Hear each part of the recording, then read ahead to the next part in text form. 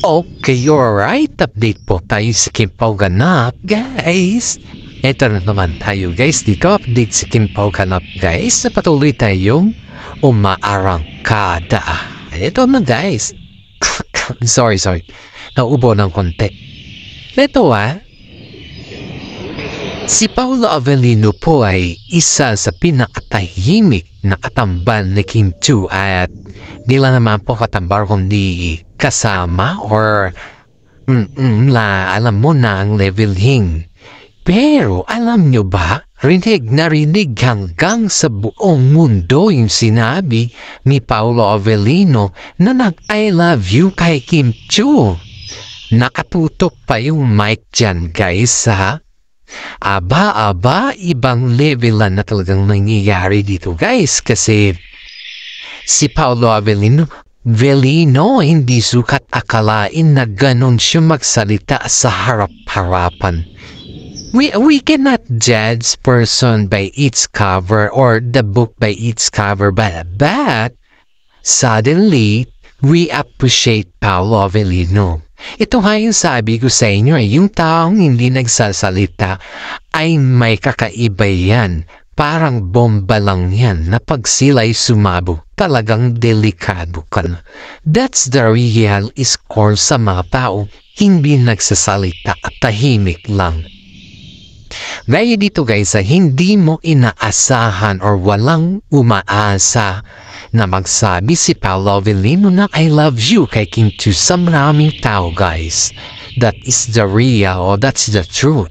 Pero kagabi, guys, halos hawak-hawak pa niya yung mic at nag-I love you sa dami ng tao dyan, guys. Oh my God, ikaw na Kim. Ikaw na yung favorito.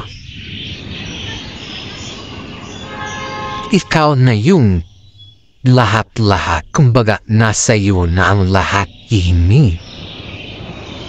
Takang-taka yung mga netizen or yung mga friends or kasama ni Kim Chiu sa kwan, guys, sa loob ng event.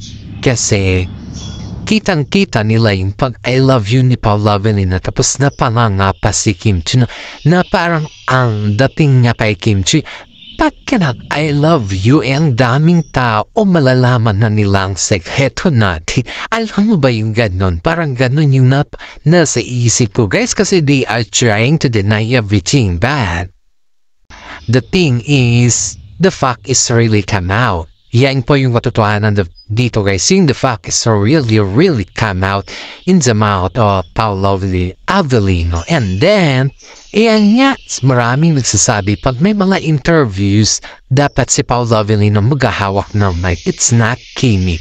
Kasi si Kimi, kasi alam niya kasi yan pasigwayin yung salita eh. Alam na niyang palusutin eh. Kasi sanay na si Kimi sa mga at medyo nasanay na rin si Kimi sa mga medyo ba. Samantala si Paolo Avellino, it's just only for Kimi Sambalan na halos everyday or halos every week siya maghahawak ng mic as of now. Kitang-kita mo naman yung ebidensya, diba? And now, dito tayo ngayon na kitang-kita mo alam mo ba yung pagsabi ni Paolo Avellino kay Kimi na I love you? Aba, dun sa video, guys, talagang kahit slow motion mo siya, mas lalo pag gawin mo siya slow motion, guys. Oh my God. Kitang-kita mo yung pagkabigla ni Kim Chiu, yung pagnganga niya ng parang may nakita siya nakakaiba or na-surprise siya. Yung tao ba na nabigla or something new in her eyes or in their eyes is yung talagang kita mo yung excitement or something na happiness, guys. Kitang-kita mo sa mukha ni Kim Chiu that time. Oh my God, halos lahat na pasigaw, guys, as in. Ayon dito sa ating legit na sources, guys, alam niyo kung sino daw yung kumuha dun sa video sa kanila na habang silang dalawa ay nag-uusap at hawak-hawak yung microphone. Because Kim Pao is the eye of beholder on that time. And yet, alam naman natin na they are launching their movies which is My Love Will Disappear, right? Kaya araw nila yun. And then, after that guys, after they are launching and everything in their movies, there's something event na yung bang nagjo-joke yung dalawa. At sinamahan naman ng mga kaibigan nila. And then, dun na nag-I love you si Paolo. You know the expression of each and everyone invited in that event, guys, is halos hindi daw sila makapaniwala. That's the real score.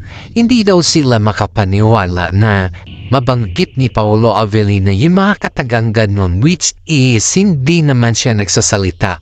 Kahit nga daw yung tanongin mo siya kung ano yung mga ganon na bagay, is parang baliwala lang yun sa kanila. Yun yung mga katagang hindi mo maiiwasan na panungin mismo yung sarili mo kung tama ba yung sinabi ni Paolo Avellino or nag-joke lang siya. You know guys, yung mga facial expression yung mga taong na karinig dun guys is sobrang saya. At ang sabi pa daw kay Kimi is hindi mo na ma-deny kasi nandyan na yung evidence siya. That's the real true guys. Kasi pag if you keep on denying the fact na ano yung mga real score something, ano yung is if you keep on denying the fact, dyan mo malalaman yung ano yung kapapuhanan dito at dyan mo din malalaman yung sinasabing lumalabas pa rin ang katotohanan sa lahat. Diba? You know guys, ang daming nagmamahal kay Paolo Avellino simula nung naging katambal niya si Kim Chiu, at iyan ay kitang-kita naman natin sa Soknit. Kung daming nagmamahal sa kanila guys, ang sobrang dami talaga. Pero yung kitang-kita kasi natin sa Soknit, yung makikita mo talaga na makita mo yung ebidensya is yung patagoba na hindi mo sukat tatalain na ito na ba to or ano ba to, parang ganun kaya. Pero dyan you ma-realize mo na in every senses of their gesture guys is may katotohanan na pala yan. Every senses. Kaya nga ang sabi dito sabi ni Attila Khan ni King Chunan na even though just only a time 2 years or just only yung hindi kahit sabi nito kahit 2 years or less than 3 years pa lang namin nakilala si Paolo Avellino, we do believe that we trust him pagdating kay Kim Chiu. And then masyado kasing loyal at humble si Pao, kaya ina-admire namin siya.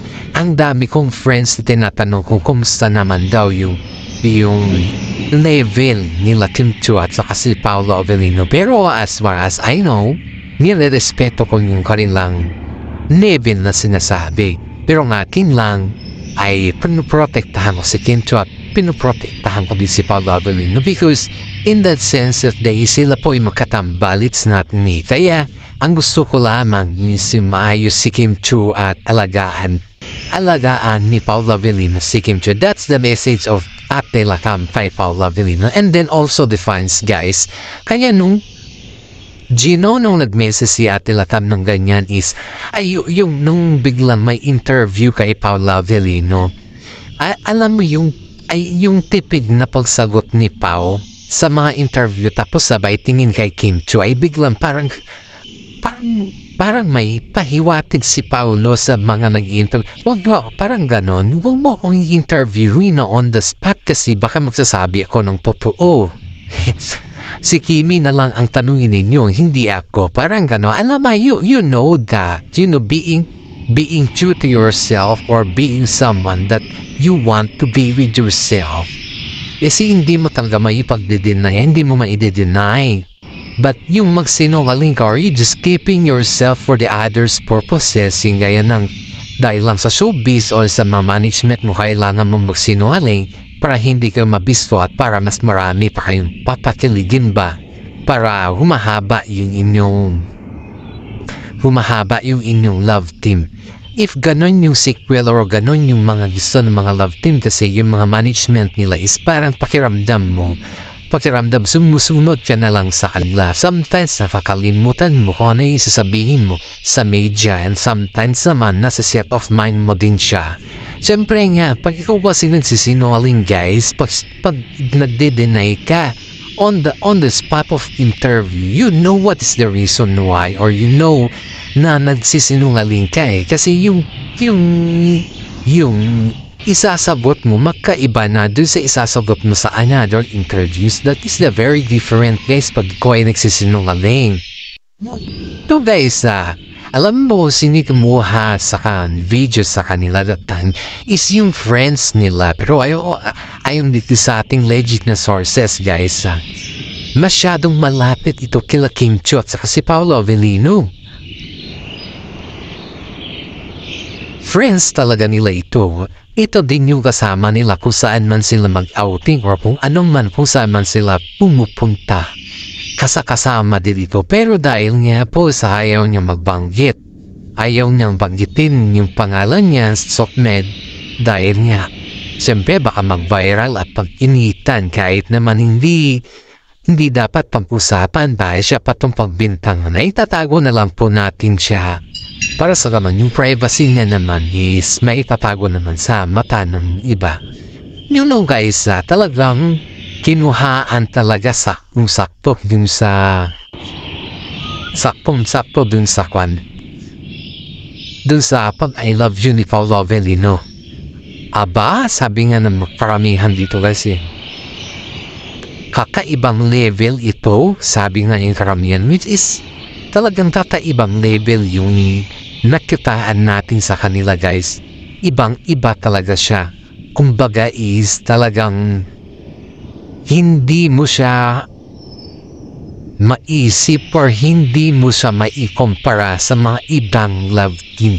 Yung kaganapan ng Kim Pao Sang, talagang kumbaga sa burkang pumutok na talaga yung lava. Parang ganun, pumutok na talaga yung katotohanan. You know guys, sa mga no-comment dito about dito kay Paolo Avellino sa past relationship niya. They just asking me if bakit si Paolo Avellino ay nagde-deny sa mga ex niya, kung bakit hindi siya masyadong showy sa mga ex niya, sa mga naging ex sa media. Yan po yung tanong sa akin dito. Peanuts Blood, bakit nagde-deny po si Pao sa mga ex niya? Ano meron? May magagalit ba? O tatanungin siya ng ganon? At kung ba't di siya nag-open about his past? Yan yung parang ng atin isang content creator or isang magko-comment sa atin dito guys. Ito lang yung sagot natin dito guys. Maybe for me na hindi siya, kumbaga is, hindi siya publicly na sinasagot ni Paolo Avellino ay mga tanong about sa kanya mga past. Maybe she forgot it already or something that he want privacy. Kasi ang privacy kasi ang pinag-uusapan dyan guys, mas malakas pa yan kumpara sa mga iba. Lalong-lalo na pag yung tao ay tahimik at ayaw niya talaga na maalungkat yung kanyang privacy, ay dyan mo matikita yung sinasabi nila na hindi mo na siya, kumbaga isayaan mo na lang siya. Hindi mo na sa tumingin about sa mga something na ayaw kanyang sagutin. Kasi pag yan ay tinatanong mo sa mga bagay-bagay na hindi ka naman niya sasagutin, is lalong mawawalan siya ng, kumbaga is lalong mawawalan siya ng kwan sa'yo, gana sa'yo. And yet, si Paolo Avellino kasi guys, wala pa naman tayong alam sa kanya na inamin niya patungkol sa mga past relationship niya.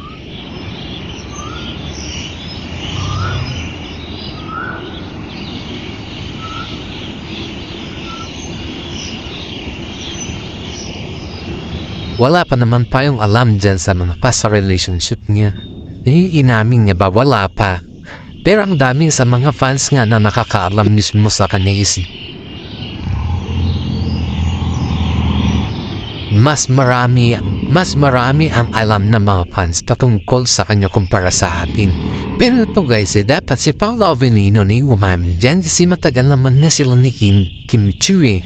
Pero ito kasing pinakmahirap, ayaw pa niya kasing magsalita basta pagdating sa mga ganyan na bagay.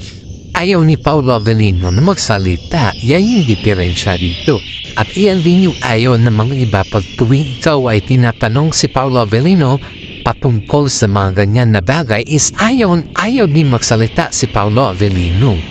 Ayaw niya talaga, parang iniisip niya dito guys is hindi daw niya kailangan magsalita. Mag-iba, parang ang kwan kasi ang weird kasi kung iisipin mo na hindi mo kailangan magsalita sa mga bagay-bagay na gano'n. Parang ang weird na kasi masyadong nawiwirduhan ako. Ang mga bagay-bagay na hindi ka magsalita ba?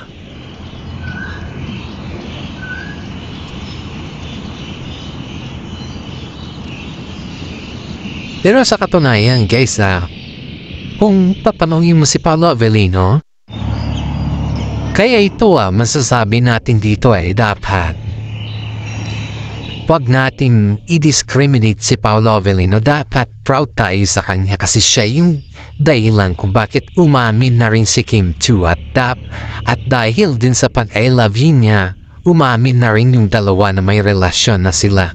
Kaya nga po itong si mami ni Paolo Avellino ay very proud kay Kim Chiu dahil siya po yung dahilan kung bakit patuloy pa rin si Paolo Avellino na lumalakas ang loob sa industriya. At yung parang baga ina-acknowledge niya din niya yung mahiyain factor or something na ina-adapt niya na rin niya dun sa sarili niya, yung hindi na siya mahiya. Parang ganon guys. Kitang-kita naman natin kasi dito kay Paolo Avellino na masyado kasi din siyang mahihain at iyon yung nahahalata natin dito. You know guys, hindi naman tayo yung masyadong mabola or masyadong kwan ba, pero nakikita kasi natin dito yung kalagayan ni Paolo Avellino noon na masyado siyang mahihain at hindi rin siya umaamin sa lahat ng bagay noon.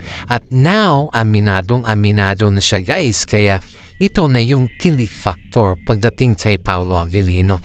Sana naman to pagpatuloy mo yan dahil lahat ng mga tao ay sumusuporta sa iyo ay talagang gusto nila na may road to forever na kay Kim Chiu. Huwag sana kayong matulad sa kat din na biglang iwas na hindi mo maintindihan kung anong rason. Diba? At hanggang dito na lang pong ating updates guys. Maraming salamat. At God bless po sa ating lahat. Sana po ay nagustuhan ninyo ang ating updates at sana din po ay suportahan ninyo ang ating YouTube channel. Sa ating YouTube channel, paki-like, subscribe, and share naman po. Isang malaking tulong nyo na po yan para sa akin. Maraming salamat po again.